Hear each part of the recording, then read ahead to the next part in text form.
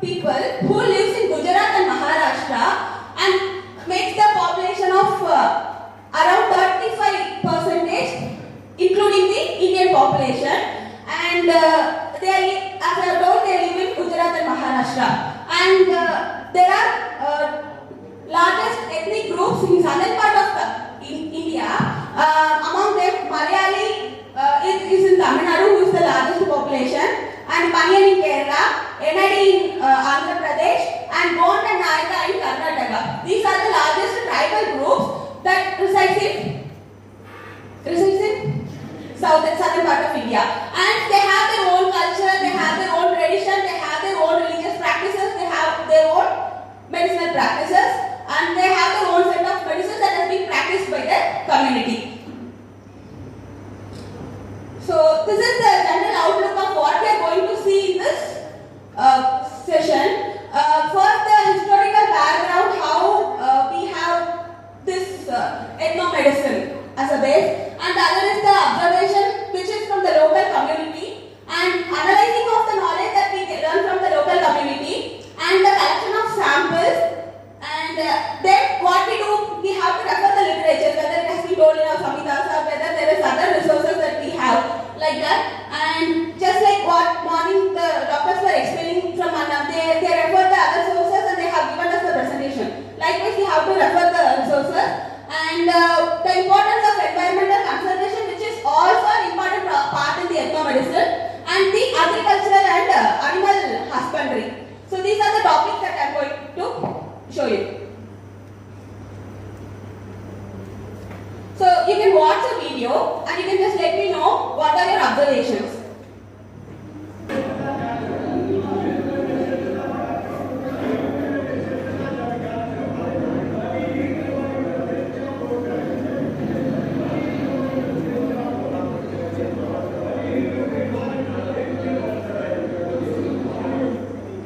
This was a small video captured during our survey to Madurai. Have you all know where Madurai is, right? It is on the southern part of Tamil Nadu, and which is with rich cultural heritage, and that lies in the eastern Ghats. So this herbs that they have, you can see like there are numerous herbs that have been kept there. Most are Vatahara Dravyas, and this is the bite that they carry. Just like we get snacks bite in the streets, like that they have this medicinal plant, the herbal bite, which they carry along with them.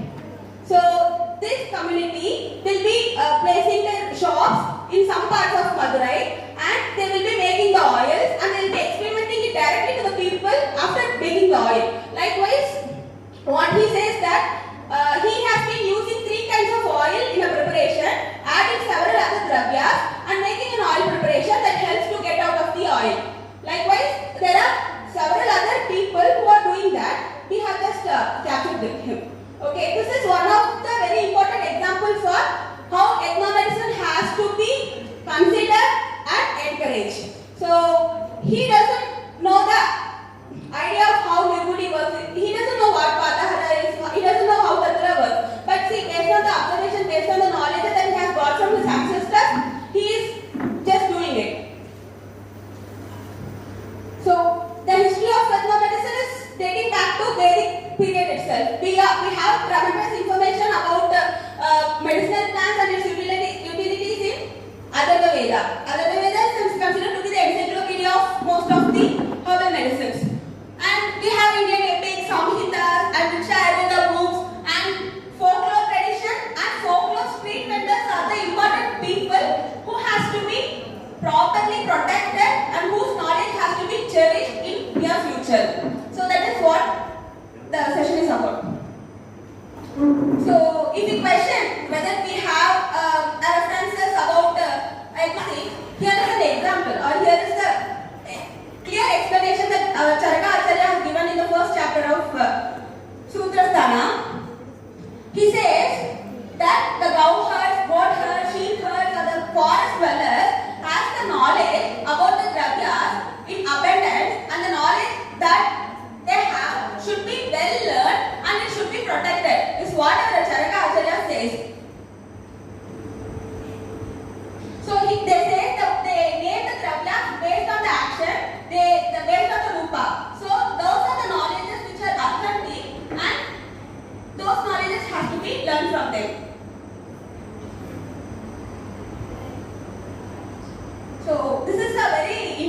story. This was happening parallelly.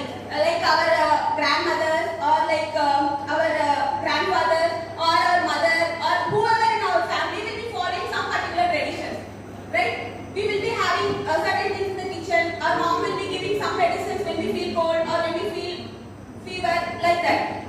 But this was happening parallelly in England in the 12th century. Okay, so a family of physicians from Mayfair is a place in UK. It is a small village in UK. They are the herbalists who is treating the physicians of that particular area. So basically they are the ethno people. So what they did was they were using the part of digitalis purpurea. We all know familiar about this plant, right? So digitalis purpurea, they were using it for dropsies and cardiac ailments. They were using that for cardiac ailments. This has been observed by the person who is a physician at that time named William Withering. He did observe in the 12th century itself, but he noticed it in the 18th century, which has been practiced for ages, which has been observed by the physician in the 18th century, and then he had a thorough research. He says the digoxin, which we all know, which the current modern practitioners prescribe it for most of the cardiac ailments or any of the cardiac insufficiency. He says that the digoxin is the alkaloid that is the principle that is responsible for treating that kind of ailments. But in addition to that, he also mentioned about the complications that it creates. He says it creates dropsy or any of the liver damages. Also, he says that it can lead to epilepsy also. Likewise, he also highlighted the complications that the extraction of digoxin creates. But these people were treating the condition. The Mayfair physicians were treating the condition because they were using the whole drug in treating the condition. But he extracted the alkaloid and he was using it. The point is, and after that, there was a physician called Sidney who tried to remove the toxicity of digoxin, but he failed. So the main point that I want to highlight is, it is not the historical significance of digoxin, but the herbal base that it has, that is being prepared from the plants, not from the laboratory. So the ethnomedicine has been practiced worldwide. This is one of the examples. From that, the emergence of medicines has come into light, and then the history we all know, that was present there. So this is one of the parallel story that was happening in the world. This is the other story about, based on the literature, we all prefer Ethnomedical for most of the herbs, right? We all know what Ethnomedical is, what the content is, what are the things. So it has around 600 herbs. 600 herbs in this mentioning. It was compiled by, it was not written by, it was compiled by the Greek physician from a Roman army called Kandavel. So what he did was, he did identify plants based on the morphology, just like what the linear system of classification does. But he identified the plants based on the palatability, edibility, and the medicinal uses. He identified the plants, and that is how the classification was. Later, the people just modified it and they given different perspective of identification of medicines. Likewise, the digoxin and Ethnomedical are the parallel things that was happening in the world. So this is the video of the caterpillar. Have you all observed what plant it is? Do you know what plant it is? Any guess? Have you seen this caterpillar eating any of the plant? Any of the observation done? Any guess?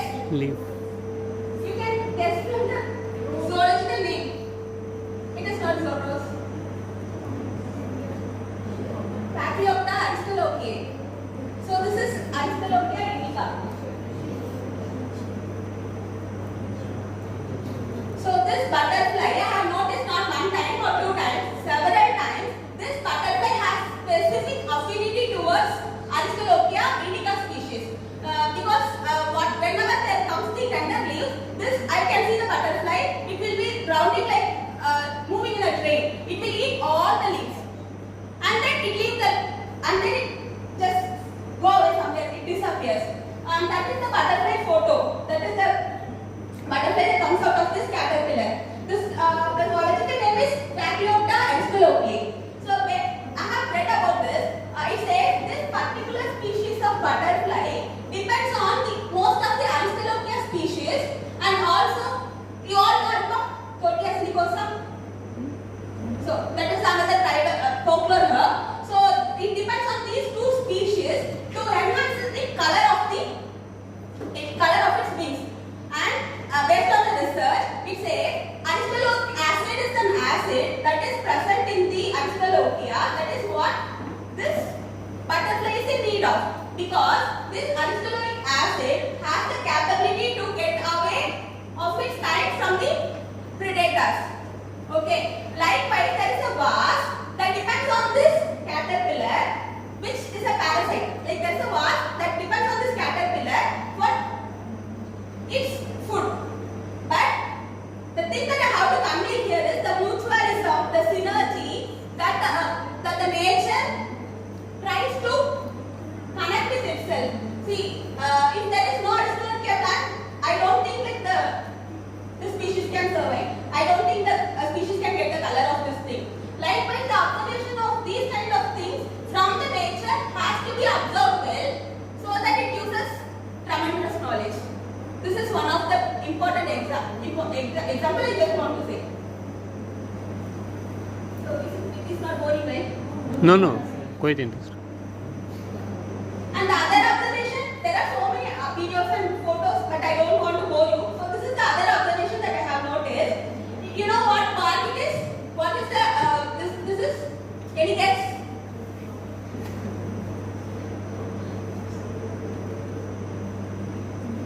Parts of Strictus protectorum.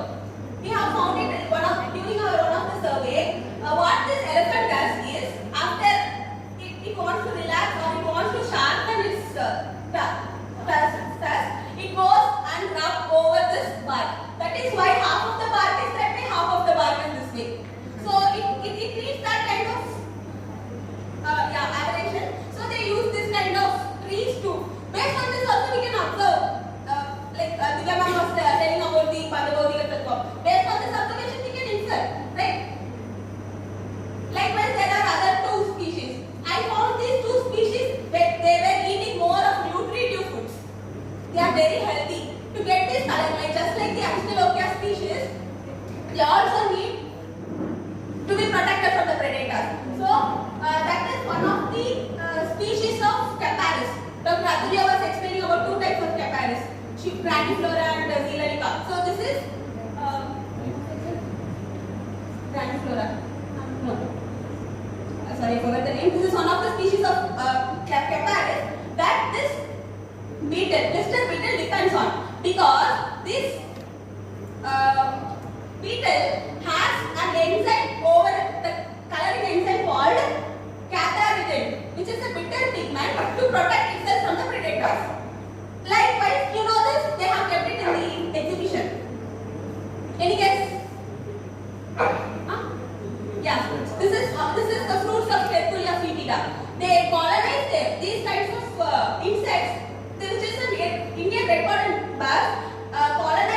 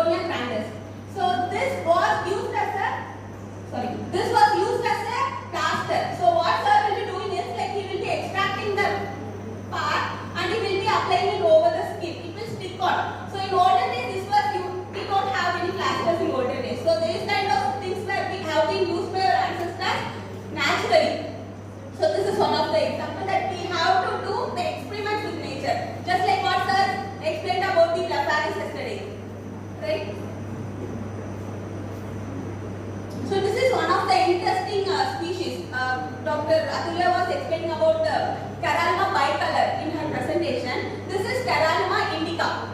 This is a very interesting herb because, do you know the story how it works? You don't know. Maybe we will be seeing it tomorrow.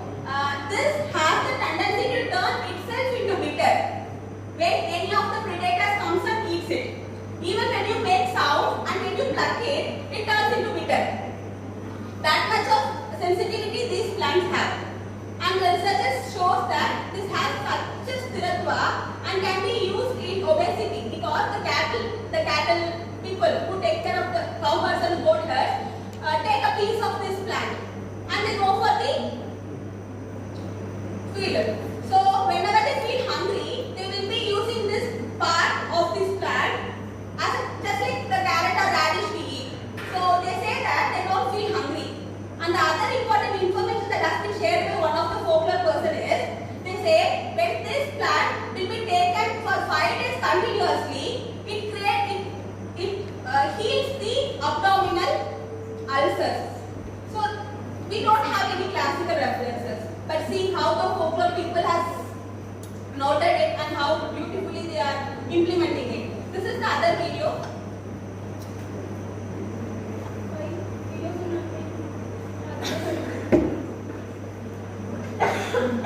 So she's a goat herd. You can be able to see now. She's a goat herd. While we are taking photos, we were discussing about the plants. We were a group of doctors. We went to the Alagar Swami sir, one of the eminent person in Alagar Malay, and the other groups of doctors. So what happened was, it was a group. So there were 2 doctors who were sharing their clinical experiences with the herbs during the field survey. Alagar Swami sir was explaining about the clinical knowledge that he has, and there was the other doctor who was explaining about the cultural significance and also the traditional and architectural significance. So it was a group that when I went with that group, I had got so much of information. Likewise, these kind of group surveys or group discussions or people from different fields, because today we had Udayan sir from botany department. So he has different perspective of understanding the area. So these kind of interdisciplinary or different kinds of fields has to be integrated, and that has to be brought into research. So she was explaining that the previous herb that we were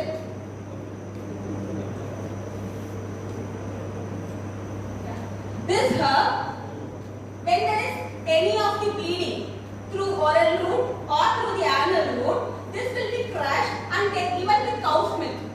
No matter how much the bleeding is, it will stop suddenly. That is the strongest information that has been given by this party. She was beautifully explaining. Again, this information I didn't find in any classics. Again, I didn't find it from any of the resources. But this folklore party was explaining it beautifully. So this was taken near my village. I went for a field survey. Then I took this Anna with me. He was explaining about so many ethno practices that her mom does, because they have cows and goats. So they were doing so many ethno practices. One among that is, this is Melina asiatica. What it is? Lagu Gambhari. We know Gambhari is acacia dravya. And it is a Brahmana dravya. We know about that. Likewise, they do not have any knowledge about the classics. But again, still, they are using this as a tali. They are applying it over the head, and they say that there won't be any dandruff or any of these scalp diseases that occurs when we apply this as a tali over the head. So this was the tali means like applying it over the head. Okay, just like shampoo we apply. Okay, clear? So this was the piece of information that was shared by the Anna. And very accidentally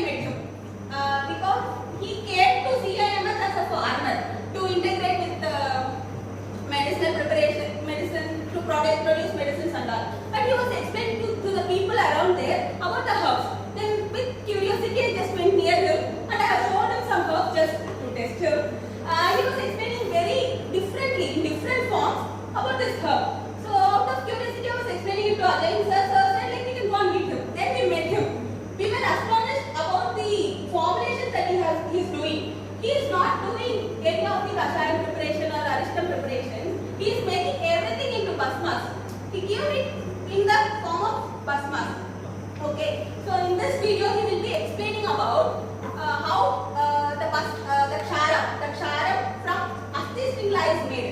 We all know Asti Stringla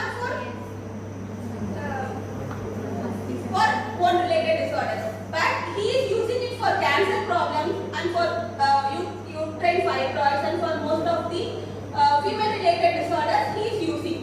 This video clearly explains what are the indications he does, but unluckily we couldn't see it. How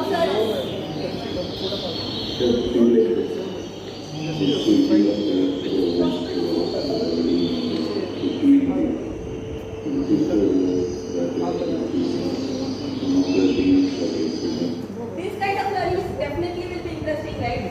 Yeah. She will be saying it in Tamil. You can play this video.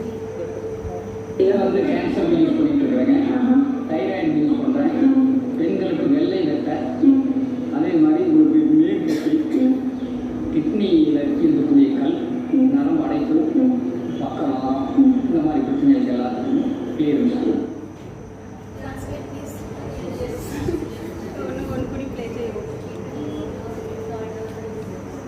பண்ணிட்டு இருக்கீங்க வந்து cancer use பண்ணிட்டு இருக்காங்க, thyroid use பண்ணுறாங்க, பெண்களுக்கு வெள்ளை வெட்டை, Something related to pneumonia. கிட்னியில் இருக்கக்கூடிய கல், நரம்பு அடைப்பு, பக்கவாதம், இந்த மாதிரி பிரச்சனைகள் கிளியர் பண்ணுவோம். He's using it for renal stones and all. So, see, like we have the limited knowledge about assisting to this and that, but see how he is using. And the other interesting thing that he does is, he never wastes any of the raw material. So what we do, we take ashaya, we will be just taking the kitapata and we throw it out, but he makes it into the basma and he is using it for external purposes. There is nothing as a byproduct in his preparations or in his home. So the bhashmas are given internally, right? Internally the bhashmas are given. Yeah. The kshara, the other thing, the byproduct that we get from out the raw materials, he is not wasting it.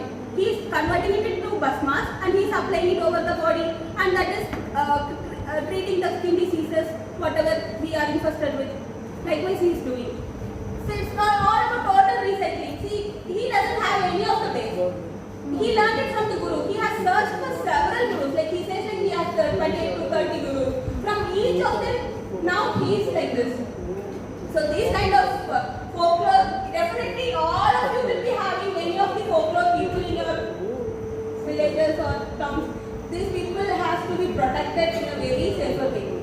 See, that is the number of medicines that he has. Whenever patient comes, he checks the nadi and he takes the medicine and he just gives. He is treating the conditions like anything with so much of confidence. And this is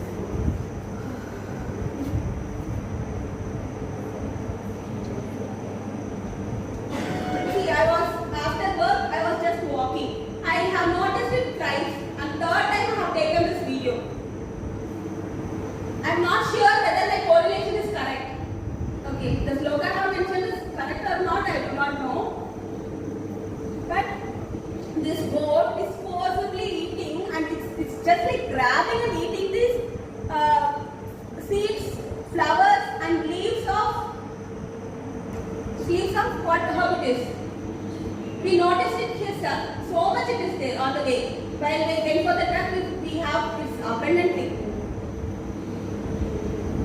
Any guess? It's Triumphata rhombidae. Okay. Triumphata rhombidae is its botanical name. So this goat is eating it in the evening time, daily, and like this vigorously. So then I went for the.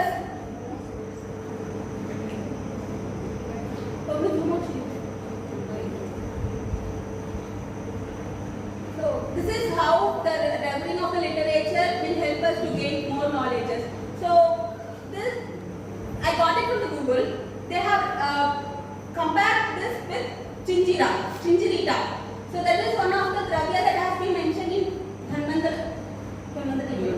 Rajanigandu. Sorry. So I got this reference from the Rajanigandu. So there is a mentioning of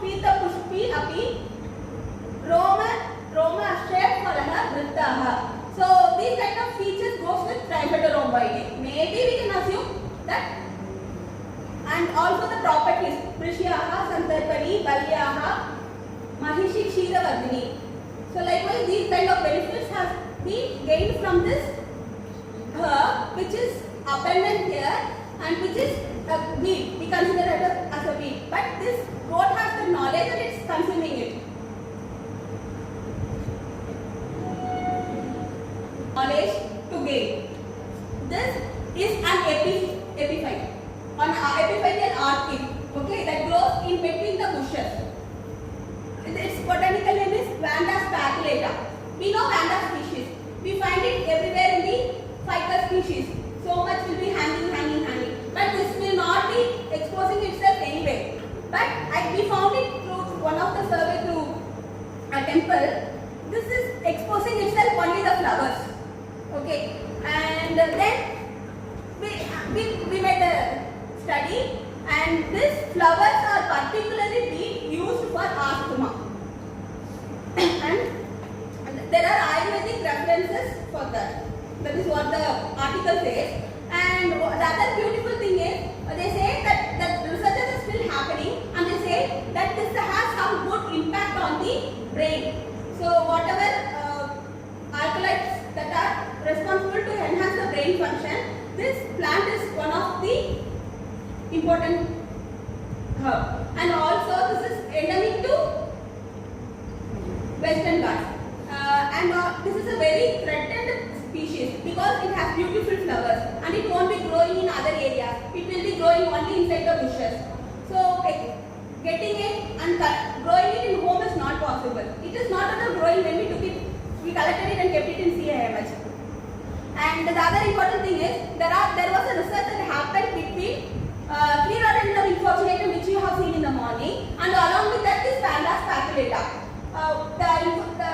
The research was all about the influence of gut bacteria on these two herbs. They say Escherichia coli. Escherichia coli bacteria has a good influence on Clerodendron infortunatum, and there is the other bacteria called Klebsiella.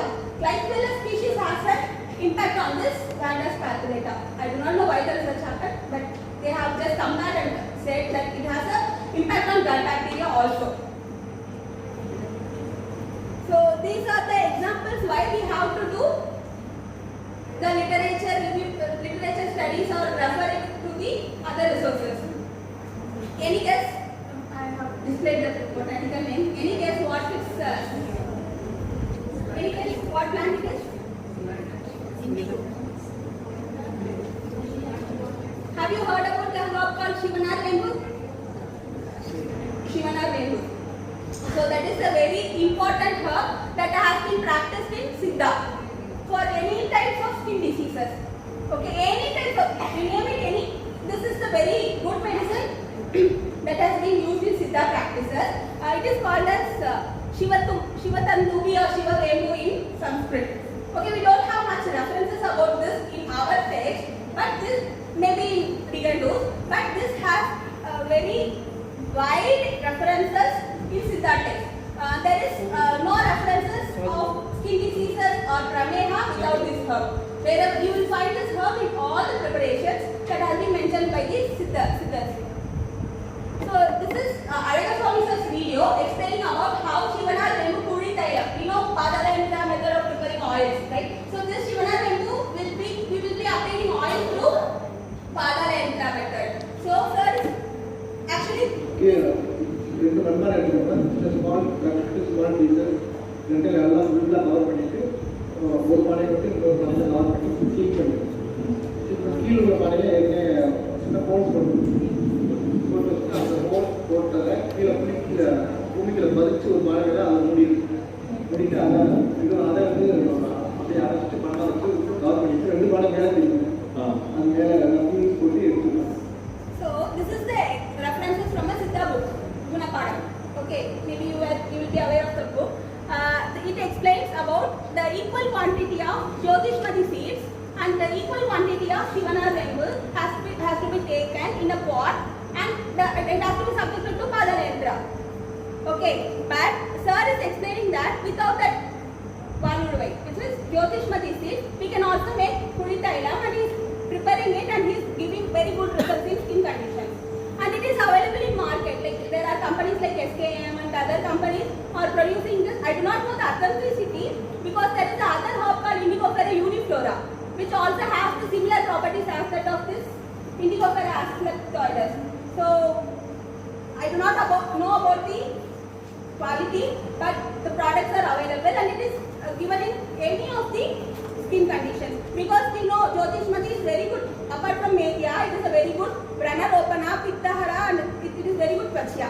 So when we use this both together, it will definitely have a very good result on the skin. Right?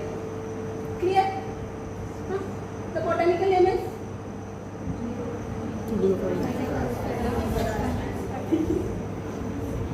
Clear. So the man of the show. Can you guess who is he? Yeah. Anyone who is familiar about him? So he is the one who has created a revolution in ethnomedicine, I would say, in recent times. In the 18th century, he was the one who discovered a herb called Arogya Pacha, which is botanical name.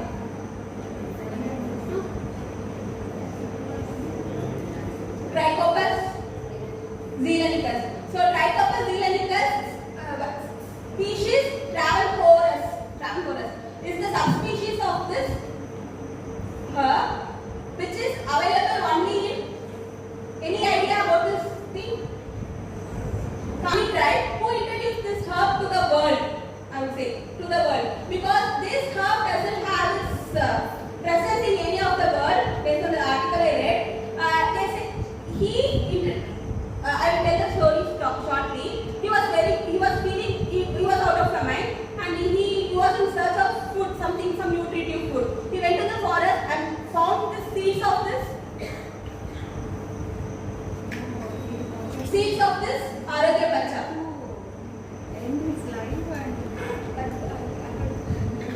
So he ate the seeds of Arogya Pacha, then he slept off. When he wake up, he found the energy than normal. So then he started to eat it daily. When people went for the survey, because Agathipuram is like with rich flora, with rich culture, with rich tradition that has been followed by the Skani people. So when they went for the research, they found this man, he is very old, right? But they found it very energetic. So they asked what it is. Then he introduced this herb to them. Then there was several other issues that happened.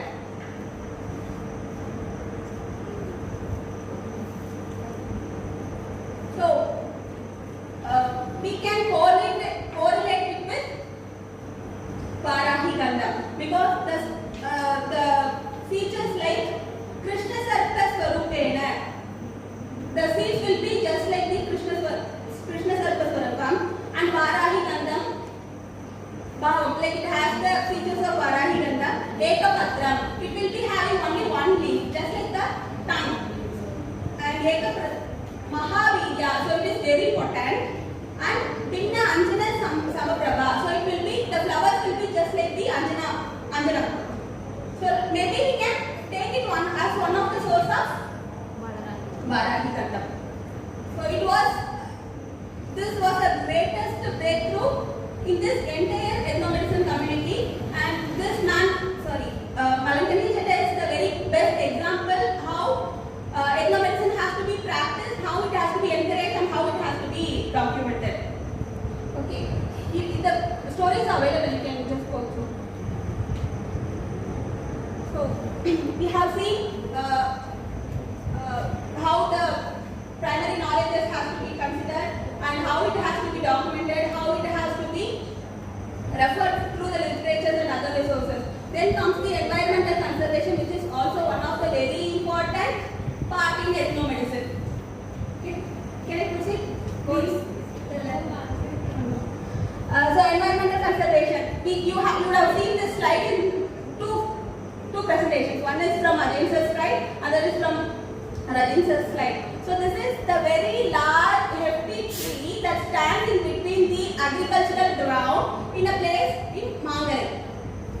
Okay, so there is one particular group of people who has been appointed to take care of this entire tree.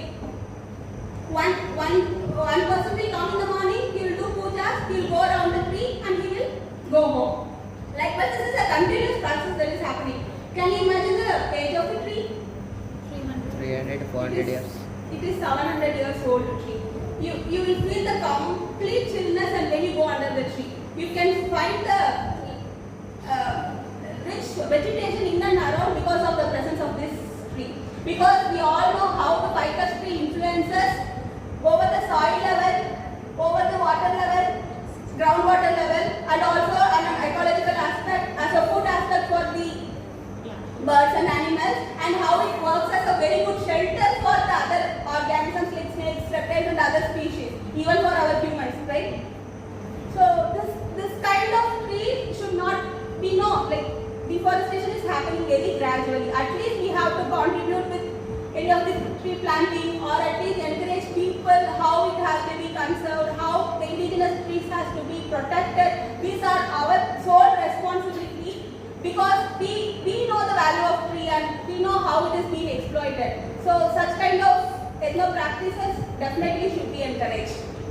So this tree is one of the best example of how one single tree, sir was explaining about how one single tree is equal to 10 suns. He was explaining about the sloka. So likewise, this tree serves the whole entire village. The things around are the agricultural lands. And this is one of the tree in village called Kolangor near Palakkad. So here we have a sacred grove. This is one part of the tree I have covered. There are 4 parts of the tree. It is like 2 acres or something that has a vast spread. See how many people are being accommodated under the tree. See how they are enjoying it like anything. It is still there just because they have created a temple there, and that is why it has not been exploited. Already the place is being exploited, but still there are so many agriculture, the water level over the area, and there was so much of pond ecosystem, and there was so much of very good water ecosystem in that area just because of this tree. And we know why we have ponds in the temples, and sir was explaining about how a single pond has created the increase in water level in CIMH. Likewise, the pond ecosystem, and this is the pond that has been digged from a wasteland in a village in Visakhapatnam. So after that, the water level in that area has been improved, and they are using this pond for agricultural cultivation. And that is one of the tree that has been protected in a temple near Kolangod, and that is Strabelus aspera. We have seen it in the morning yesterday. Strabelus aspera, Shakoda.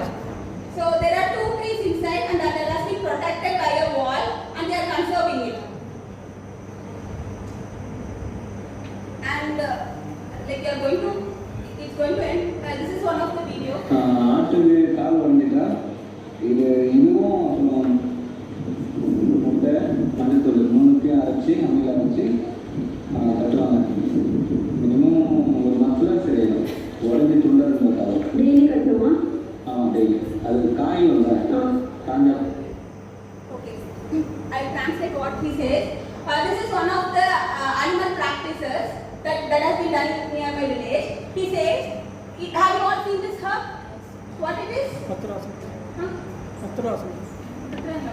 Patrasana. Patrasana. This is Virali, Dolonia viscosa. So he says the paste of this herb along with egg yolk and turmeric can be tied over the broken bone. Even the bone gets broken into 2, you can just tie it. Within a month period, it will just stick onto its normalcy. Okay. In Sanskrit, it is called Sanata. That is how it has been transmitted. Likewise, Arakasomular is also explaining that when it will be mixed with copper sulfate, the juice extraction of this leaves is quite not possible easily. So when it is being mixed with copper sulfate, it extracts the juice easily, and we can use it for other purposes. So this is a very good medicine for most of the bone related problems that they use. They call it as Virali in Tamil. Virali. I have a question. Ma'am, my question is that you said that it can be used for bone setting. So if there is a compound fracture at first, it has to be fixed and then the application has to be done. No, it is practiced in both now, ma'am. So if it is broken into pieces, yeah, it has to be reduced and it has to be tied. Set and then Yeah. Once it dries up, it has to be replaced. Likewise, it has to be done for 1 year. Sorry, 1 month. Is there any limit for it? No, once it heats, you can stop. So we have seen the environmental conservation, then the animal practices, and then comes the agricultural practices. We have been to a place in Visakhapatnam where they are doing only sustainable agriculture without any of the fertilizers they use. And Adil sir was explaining about the Prithvi Tattva, Gurutvam, Sthiratvam, Sthiratvam. So he was explaining about that. This has been noted by these people in this, what is that? That is yellow pumpkin. So they say that will be there for 1 year over the shade. Whenever they feel the famine, when they meet the famine, when there is no food that they will have, they will be using this as a stable food. Till that it will be over that roof. It won't get spoiled.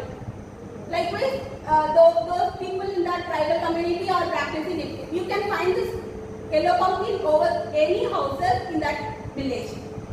Likewise, this is the turmeric that grows in their land.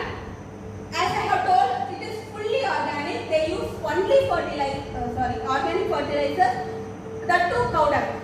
Okay, and there is other preparation I will show you. So they say that they won't use the milk or curd of the cows because that is only for cows. So they are not at all eating the cow. They are not consuming the milk or curd of the cows. And we haven't seen any of the exotic breeds there. It was full of indigenous varieties of cows and goats in that village. I was very happy because that village was not too much exploited. what about the rain? If it rains then? Yeah, they suffer. They have their own difficulties, but still they are just living their sustainable life. And this is the kurkuma they have. The curcumin content is 5% in this turmeric, and it is very aromatic.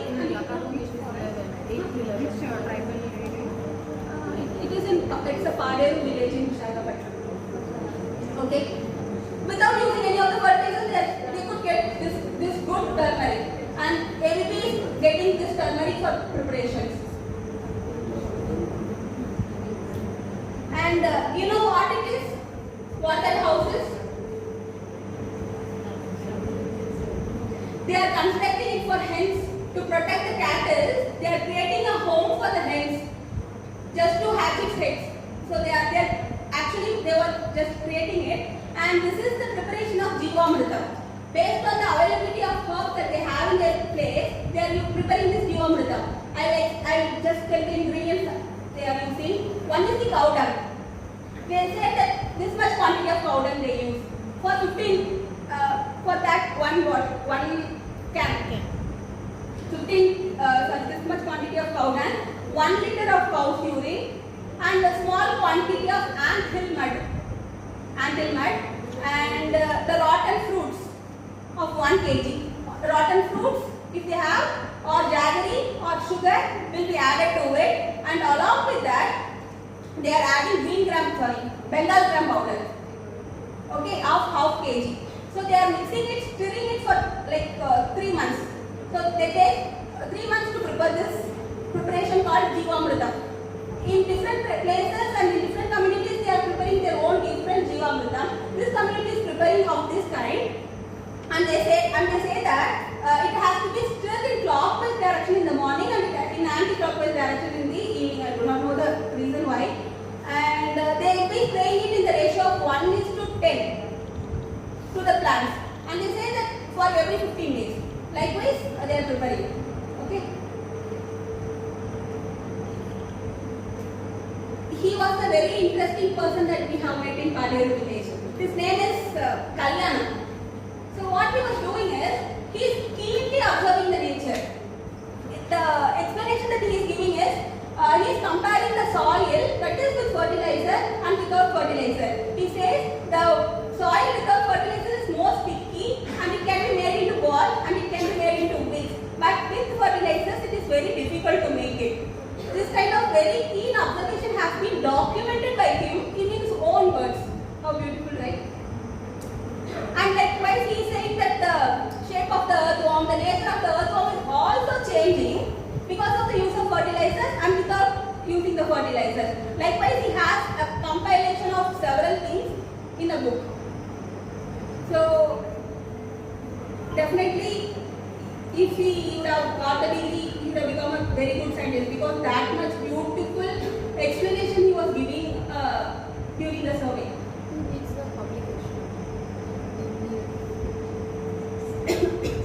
Those are the vegetables that has been grown in his garden, and these people are consuming their own vegetables that have been cultivated in their garden. They are not getting it from outside. So I was astonished by the technique. This is the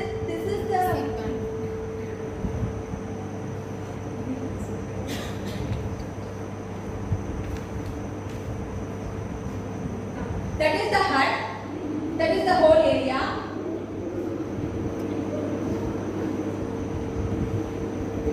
This was inspired by that ma'am, like who is the head of that NGO.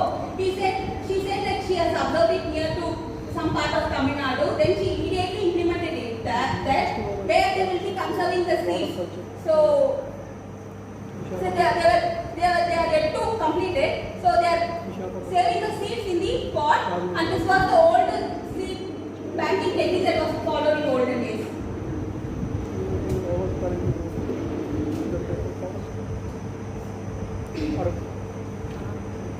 Likewise, seed collections, sample collections. You know, this Drosera indica that you have seen in sir's slide, we have brought it, we do not know how it blooms.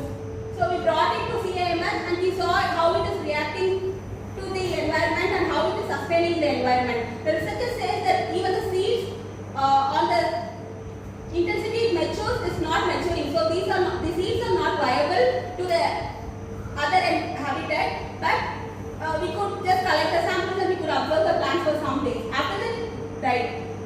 Likewise, the seeds of Paralocarpus epigallus was very easy to propagate. So it grows so well, and within 1 month we could get the rhizome and we planted it.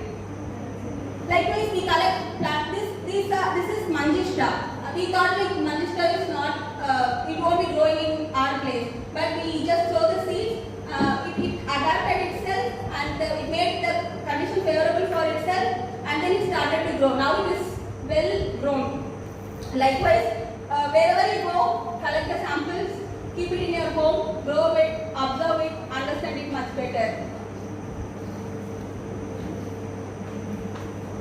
These are the other samples like seeds, fruits, and rhizomes. Whatever is possible, you can just collect it and have it, like, because we do not know what the future gives us. At least when you have, because you can see how the Purana system is transforming the color of the system, because they saved it, they protected it. That is why we could see it.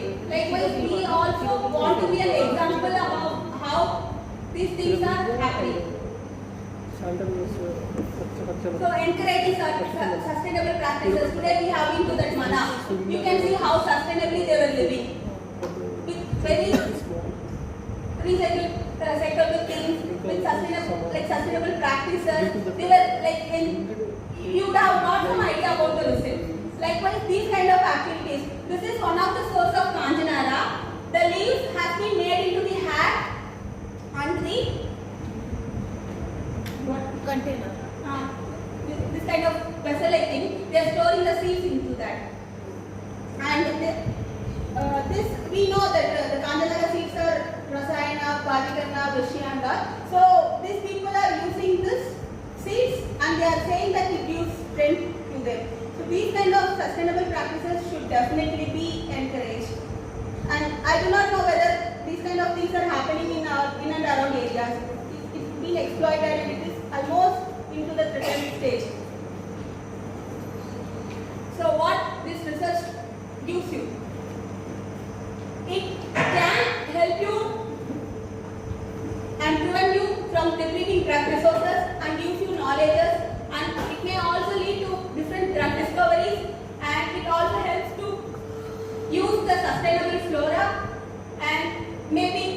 protect the rare, endangered, threatened groups of plants by our own ways, and also it will lead to conservation and propagation of rare plants in its own habitat, and a way to medical pluralism. So we must at least consider this, and we must consider that this is our sole responsibility to do these kind of researches and documentation whenever possible, whatever possible. Thank you. Thank you so much for the broad description on this.